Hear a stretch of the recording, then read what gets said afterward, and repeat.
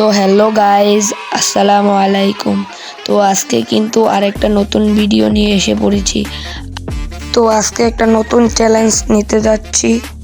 অ্যাপের ভিতরে 1 ঘন্টা লোন অফ টুর্নামেন্ট খেলে আমি কি 1 ঘন্টায় 500 টাকা প্রফিট করতে পারবো? চলেন শুরু করা যাক। প্রথম রাউন্ডে নিয়ে নিছি M590। আমি 1 শট দিয়ে দিছি, তারপর রাশ মারলাম, 1 শট শেষ।